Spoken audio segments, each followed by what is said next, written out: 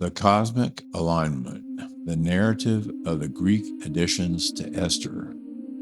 Introduction, the Slumber of the Scribe.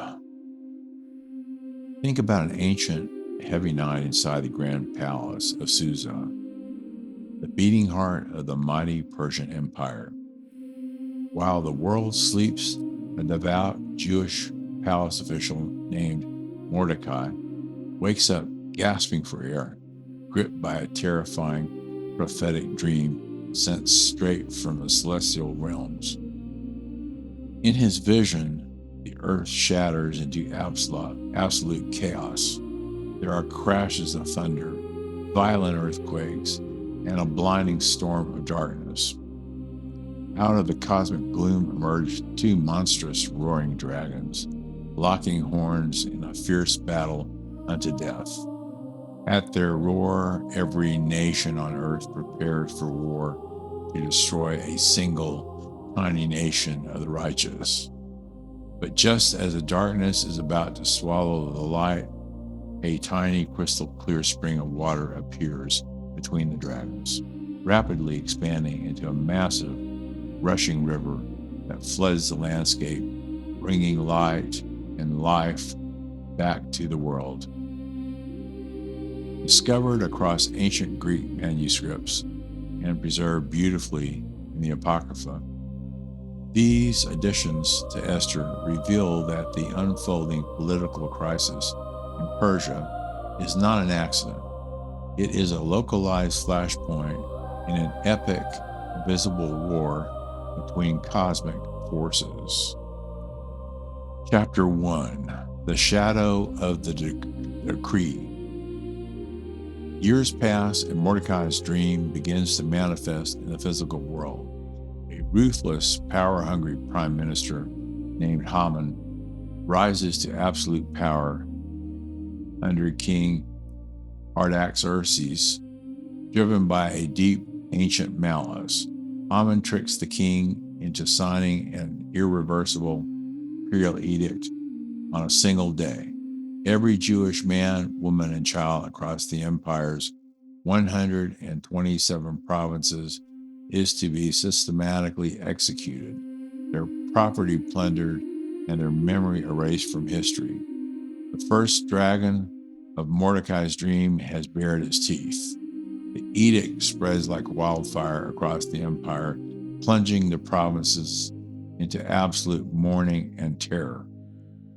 Realizing that human military power is completely useless against the absolute law of the Persian Empire, Mordecai tears his clothes, puts on sackcloth, and collapses in the dust outside the palace gates, crying out to the heavens. Chapter 2, The Cry from the Dust. It is here in the hidden Greek editions that we witness the true spiritual engine of the story, the raw, uncensored prayers of Mordecai and Queen Esther. Queen Esther, trapped inside the luxury of the royal harem, is seized by a deadly anguish. She strips away her magnificent royal robes, replaces them with the garments of mourning, and covers her elegant hair with ashes and dust. For 3 days, she refuses to eat or drink, prostrating herself on the floor to deliver a breathtaking, agonizing prayer. She cries out against the hollow opulence surrounding her, saying, "You know all things, Creator. You know that I hate the splendor of the wicked and that I abhor the sign of my high position, which is upon my head on the days I appear in public. I loathe it like a filthy rag." She begs for the courage to stand before the king, asking for the right words to be placed in her mouth so she can disarm the tyrant and turn his heart from hatred to protection. Chapter 3, The Radiance of the Threshold. On the third day, the time for hidden prayer ends, and the moment of terrifying action begins.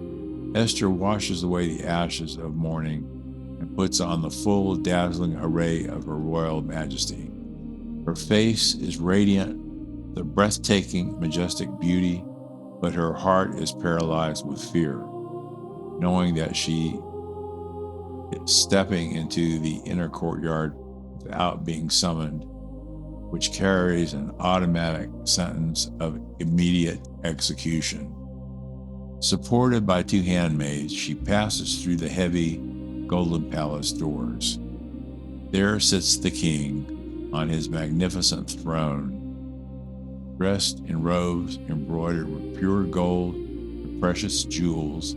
As he turns his head, his eyes flash with an immense, terrifying rage at her unsummoned intrusion. The shock of his anger strikes Esther like a physical blow.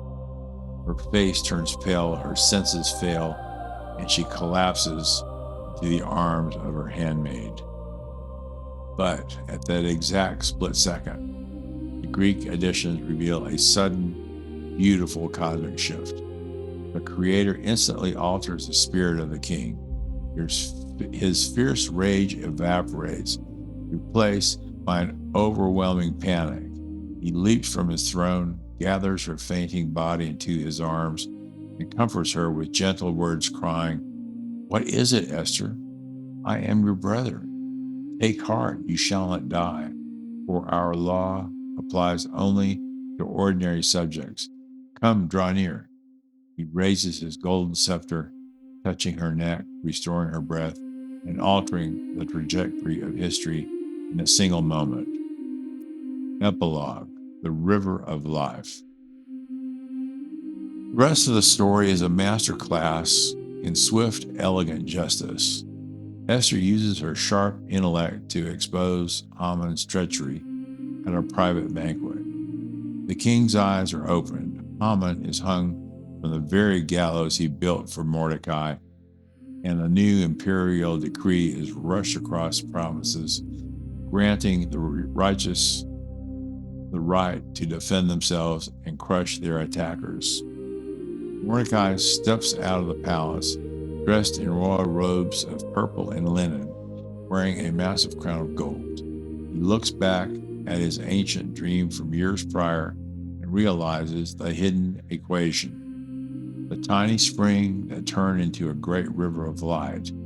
That spring was Esther, whom the king married and made queen. And the two dragons were Haman and himself.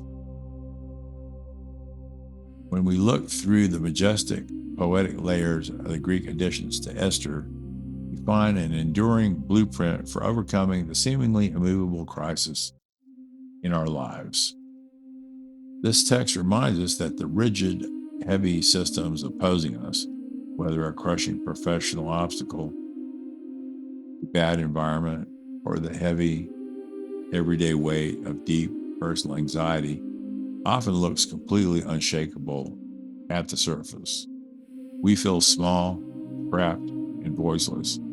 This ancient narrative demonstrates that our internal state, our quiet focus, our unyielding integrity, and our willingness to strip away distractions to seek absolute clarity holds an immense disruptive healing power. This timeless text challenges you to awaken your inner river by refusing to let fear paralyze your mind, speaking your truth with elegant precision, and trusting the invisible balance of the cosmos. You can entirely melt away the fiercest opposition, transforming an impending winter into an unshakable season of personal victory and enduring peace.